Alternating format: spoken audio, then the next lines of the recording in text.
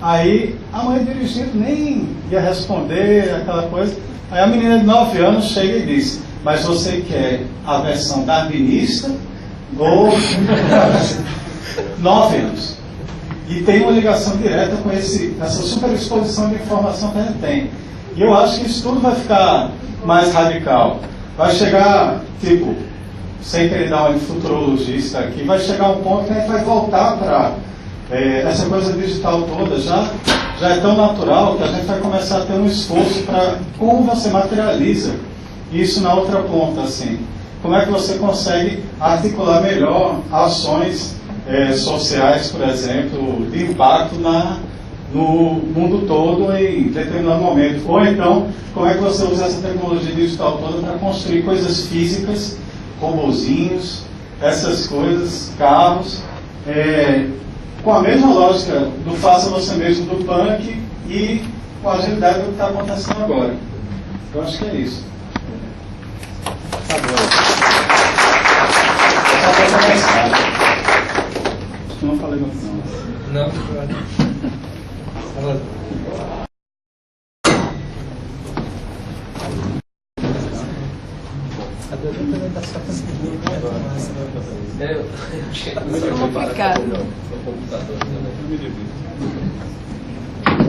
Boa noite a todos. Queria agradecer muito o convite da Diana, do Memorial Chico Science. É um prazer enorme estar aqui em Recife para conversar sobre isso. Meu depoimento e o que eu quero dizer, na verdade, vem já como resultado de alguém que também tomou contato com muitas das referências culturais que dirigiram o meu trabalho, as coisas que eu venho fazendo, tendo vivenciado o impacto e a força do que foi o movimento Mangue Beat e o que ele produziu na cultura brasileira, o circuito que isso gerou para toda uma geração que, a partir dali, vai buscar outras referências, e acho que tem uma chave muito interessante para a gente entender a cultura contemporânea nossa, que surge daí, e é um pouco por aí também que eu quero falar. Mas eu vou tentar seguir o roteirinho que eu tinha feito. Eu estou um pouco surdo por causa do fogo, e meu computador fica com bateria, e a apresentação está dentro dele. Eu queria começar, na verdade, um dos pontos iniciais da fala do Mabuse também, que é entender um pouco essa relação entre arte e tecnologia. De que maneira que isso, a gente compreende isso nessa nossa conversa aqui, para lançar algumas questões. É muito complicado você nominar, né, a arte ou os processos de criação a partir da técnica. É sempre muito complicado você tentar, porque ela é sempre mutante, ela sempre se transforma, e isso é um dado histórico, né? Ela vai evoluindo, as técnicas vão evoluindo, e as realizações, consequentemente, evoluem com essas técnicas. O que eu acho que é preciso determinar, o que a gente vai falar aqui, é justamente a dimensão e o impacto do processo em relação à criação, seja na área na cultura e na arte. A gente vai ter todo um conjunto de autores e de artistas debatendo se a gente está dentro de um cenário de ruptura ou se dentro de um cenário que é possível enxergar uma continuidade. Antes de tentar me posicionar em relação a isso, tem um autor que eu gosto bastante, que é o Steven Johnson, que escreveu alguns livros americanos, entre eles um livro chamado Cultura da Interface, que é um livro já antigo, de 97, e ele também um texto bastante importante, que é o Manifesto do Train, que é um texto de 10 anos já. Ele vai criar uma oposição entre o que ele chama de tecnotopismo e neoluddismo, né? Então, por um lado, a gente assistiu durante esse tempo muita gente absolutamente entusiasmada com as tecnologias digitais, dizendo nunca antes na história deste país ou deste mundo as coisas foram como são, e a gente não é totalmente assim também. Há toda uma exploração que é excessiva, na minha opinião, e que estaria dentro dessa chave de olhar para o cenário num certo extremo. Do outro lado, um conjunto de atores e de pessoas, de pensadores, fazendo uma leitura de ódio às máquinas, de ódio ao que vem sendo produzido, de tentar apontar, como até no ano passado teve um paspalhão que vendeu um monte de livro no Brasil fazendo esse discurso, de dizer que as tecnologias digitais destruíram a nossa sociedade, ou a sociedade liberal, tal como ela era conhecida, por permitir, enfim, uma série de distorções que estariam no próprio germe dessa tecnologia, principalmente pelo seu caráter democratizante. Assim, dentro desses dois extremos polarizados, em vários momentos, a gente viu esse embate de ideias acontecer.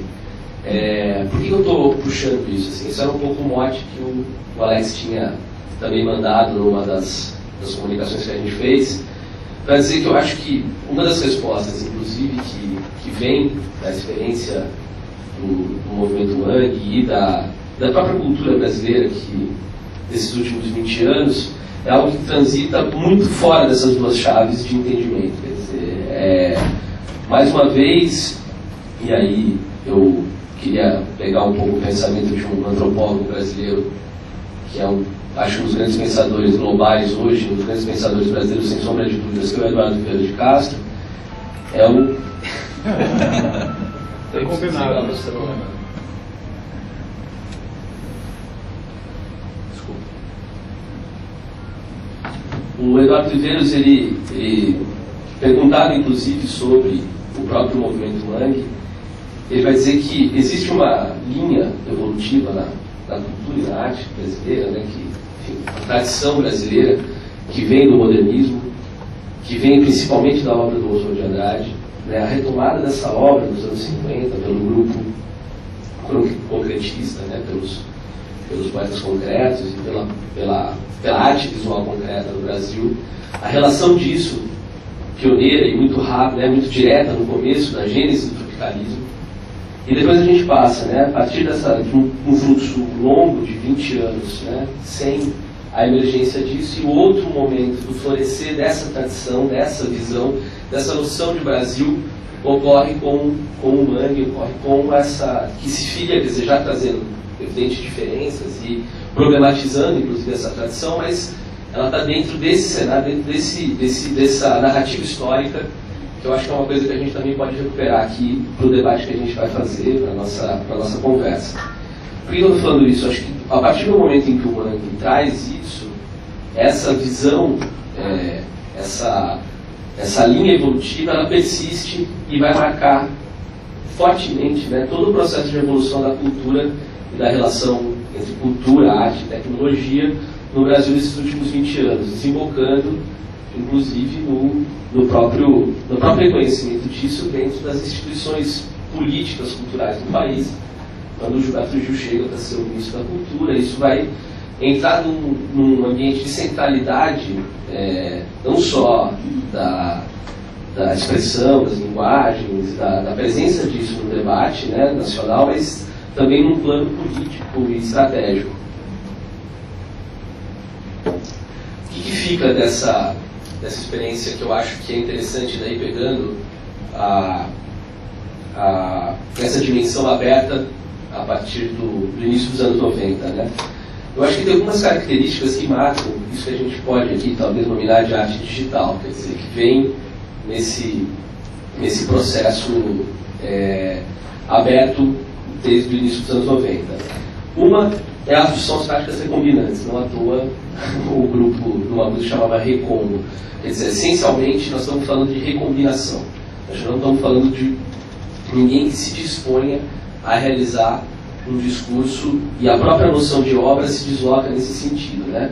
Estamos pensando em elementos vários dados que são recombinados, gerando novas sínteses, muitas dessas que são menos de conjuntivas, disjuntivas mesmo, na linha do que os franceses viriam a defender, quer dizer, abrindo novas dimensões e novos processos, né?